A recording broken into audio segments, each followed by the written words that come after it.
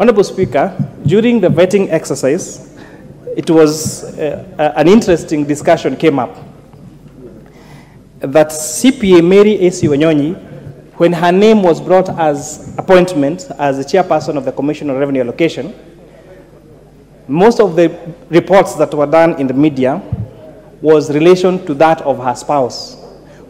Of course, a commonly known name in every household in Kenya, the chair of IEBC, Mr. Chebukati. Honorable Speaker, it was quite a unique time we had as a committee, because at one we were like, should we really go into the issue of who someone is married to or who someone is a spouse to when you're looking at the academic qualifications? And of course, CPA Mary took up the task and went to explain how throughout her very well decorated career of 37 years, as I have read out to you and as a committee was able to establish, the issue of who she was married to was never a point of discussion. It was only until that she was nominated for the position of chairperson for Commission of Revenue Allocation that the question of who her spouse is came into discussion.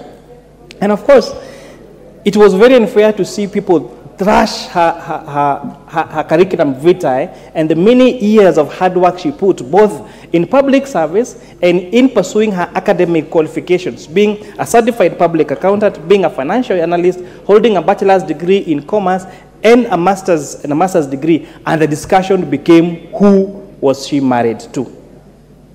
And maybe this House, Honorable Speaker, needs to ask ourselves whether we accord the same treatment when we are vetting the male that come to this House, or when we vet any male candidates in any particular position. Does anybody care whose wife someone, whose husband someone is when they get appointed? So why the double standards when it is professional, qualified, experienced women of this country? Then the question of who their spouse is comes to play.